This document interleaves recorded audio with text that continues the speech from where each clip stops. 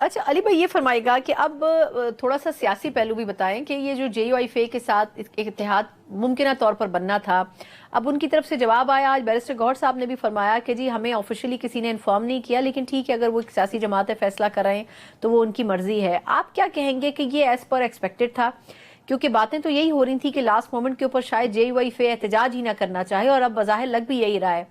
یا آپ لوگوں کی ایکسپیکٹیشن سے بہت مختلف بات کی ہے انہوں نے؟ اس میں میرا جواب تھوڑا سا طویل ہوگا. جی دیکھیں، ایک ہے امیجیٹ پولیٹیکل ڈسپنسیشن، ایک ہے لانگ ٹرم. لانگ ٹرم میں اس پہ بڑا خوش تھا. اس کی دو وجوہات ہیں. دیکھیں، ایک تو ہماری ان کی جماعت میں بہت مخاصمت چلی، یعنی ہمارا مقابلہ نون لیگ سے بھی ہوتا ہے، وہ بھی کبھی اتنے لیول پہ نہیں گیا جتنا مولانا صاحب کے خلاف ایک ذاتیات کے لیول پہ ان کی طرف سے بھی ہماری طرف سے بھی ہوتا تھا. تو جب سے یہ ہماری ڈائلاگ سٹارٹ ہوا ہے تو میں اس پہ خوش ہوں کہ ہماری طرف سے کبھی بھی ان کو غلط الفاظ نہیں بولے گئے. اس کے بعد میں تو شروع سے کبھی نہیں بولے، لیکن اب ہماری طرف اسٹیٹ سے بھی نہیں بولے جاتا. مولانا صاحب کی طرف سے بھی یہ بات سامنے آئی کہ خان صاحب کو جو ایک بات کی جاتی تھی یہودی ایجنٹ کو پتہ نہیں کیا کہا کہ بھئی وہ سیاسی بیانات تھے. پھر تو اس بات سے تھوڑا انہوں نے بیک ٹریک کیا، لیکن یہ بات سامنے آئی کہ وہ ایک سیاسی بیانات تھے. ادروائز ہم سب مسلمان ہیں، ہم سب پاکستانی ہیں. سیاست کی وجہ سے ایک دوسرے پہ بیانات داغے جاتے ہیں. میں جس چیز پہ خوش ہوں یا تھا یا ابھی بھی میں نا امید نہیں ہوں، وہ یہ ہے کہ باوجود اس کے کہ ان کے ہماری قریب آنے سے ہمیں بھی فائدہ ہے، ان کو بھی فائدہ ہے، اور امیجیٹ شارٹ ٹرم میں بھی فائدہ ہے. یعنی حکومت کو ٹف ٹائم ملے گا، خان صاحب کی رہائی کے لیے اچھا موقع بن سکتا ہے، اور اس کے علاوہ جو جن ایشوز پہ ہمیں اعتراض ہے وہ بھی حل ہو سکتے ہیں، جیسے مینڈیٹ والا جو معاملہ ہے یا جو 26ویں آئینی ترمیم پہ ہمارے تحریک انصاف کے بڑے خدشات ہیں. لیکن جو ایک بات کوئی نہیں کر رہا وہ میں کر رہا ہوں کچھ دنوں سے. میں خان صاحب سے مجھے ملنے نہیں دیا جا رہا کافی عرصے سے، لیکن جب میں ملوں گا تو میں یہ بات کے سامنے رکھوں گا. اور اگر مجھے مولانا صاحب کے ساتھ بیٹھنے کا موقع ملا، کیونکہ یہ جو ڈائلاگ والی کمیٹی ہے اس میں مجھے نہیں ڈالا گیا، میں ان کے سامنے بھی یہ بات رکھوں گا کہ دیکھیے ہمارے لیڈر جناب عمران خان صاحب کچھ معاملات پہ جو انٹرنیشنل سطح اسلامک امہ کے بڑے کلیئر ہیں. وہ مدینہ کی ریاست کے کانسیپٹ پہ پاکستان کو لے کے جانا چاہتے ہیں کہ ایک اسلامی فلاحی ریاست مدنی ریاست کی طرز پہ ہو.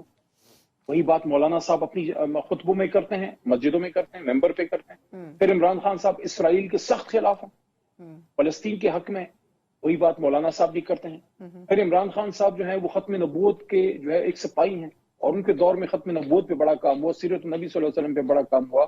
بلکہ ویسٹ میں جا کے جو 15 میرے خیال میں مارچ کی تاریخ ہے، جو اینٹی اسلاموفوبیا ڈے انہوں نے اقوام متحدہ سے منظور کروایا کہ دنیا میں جو اسلام کو بدنام کیا جاتا ہے، اس پہ جو انہوں نے ایک دن منظور کروایا کہ اسلام کے خلاف جو پروپیگنڈا ہوتا ہے اس کے خلاف ایک عالمی دن ہو کہ اسلام امن کا مذہب ہے. یہی بات مولانا صاحب اور تمام علماء بھی کرتے ہیں. اور اس نقطے پہ ایک آخری بات کہ سود پہ مبنی بینکاری کے خلاف جو مدنی ریاست میں تو ظاہر ہے اس میں تو سود نظام نہیں تھا، مولانا صاحب بھی یہ بات کرتے ہیں. پھر فلسطین کے ایشو پہ جس طرح عمران خان صاحب نے جو OIC میں بات کی تھی کہ اسلامک امہ کو چاہیے ایک بلاک بنائے، اور فلسطین اور کشمیر کے ایشو پہ ہمیں مضبوط آواز، توانا آواز ہونی تھی، عمران خان نے کہا یہ بات مولانا.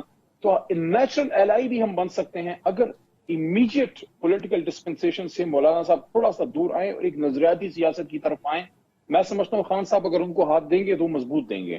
اب جن چیزوں پہ میرے خیال میں جو تھوڑی بہت ابھی گیپ ختم نہیں ہو رہا، وہ شاید ان کو خیبر پختونخوا میں کوئی سیٹس کا کوئی ایشو ہوگا یا کچھ، اس پہ علی امین خان نے یقین دہانی نہیں کروائی ہے. علی بھائی معذرت میں وقت تھوڑا سا کم ہے، مجھے مختصراً ایک بات صرف بتا دیں، وہ یہ کہ وہ تو بنیادی طور پر جو شرائط یا تحفظات ان کے تھے اس میں سے جو ایک آدھ وہ بات کر رہے ہیں وہ یہ کہہ رہے ہیں کہ جی ہم نے یہ کہا تھا کہ اگر اتحاد بنے گا تو اسٹیبلشمنٹ سے بات نہیں ہوگی، لیکن PTI ایک طرف اتحاد بھی بنا رہی ہے اپوزیشن کا، دوسری طرف اسٹیبلشمنٹ سے بات بھی کرنا چاہ رہی ہے. یہ ایک پوائنٹ ہے جس کے اوپر وہ کھل کر تنقید کر رہے ہیں اس اتحاد میں جانے کے خلاف. اگر مختصراً مجھے جواب دے دیں کیونکہ اس کے بعد میں نے بریک اس پہ میں جو بات کروں گا نا، جی اس پہ میں جو بات کروں گا یہ JUI کے دوستوں کو، مولانا صاحب کو، ان کے دوستوں کو اچھی نہیں لگے گی، لیکن اس سے پہلے والا میرا جواب ضرور سن کے یہ بات سنیے گا. اس میں نے بتایا ہے کہ میں کتنا خوش ہوں اگر مولانا صاحب خان صاحب کے قریب آتے ہیں، کیونکہ مدنی ریاست کے کانسیپٹ میں اگر خان صاحب کے ساتھ علماء مل کے چلتے ہیں تو یہ نور علی نور ہے. لیکن یہاں پہ کچھ ایشوز ضرور ہیں. دیکھیے اسٹیبلشمنٹ کی بات JUI کو یہ کرتے ہوئے سوٹ اس لیے نہیں کرتی کہ جب رژیم چینج ہو رہا تھا تو امریکہ کی ایما پہ سارا کچھ ہوا، لیکن اس وقت کی اسٹیبلشمنٹ نے جو کردار ادا کیا وہ بھی کوسچنیبل ہے.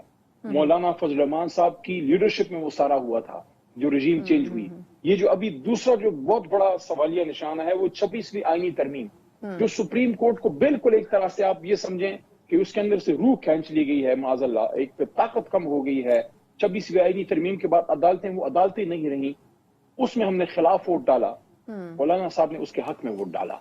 हालांकि उनको कुछ यकीन दहानियां कराई गई, उससे हुकूमत पीछे हटी, वो उनका हुकूमत का मसला है। हमारा तो इशू ये है कि यार एक मुल्क में अगर अदालती निजाम ही ना रहे तो फिर उसमें कौन सी जमहूरियत और कौन सा बुनियादी हकूक और कौन सा इस्लाम का निजाम।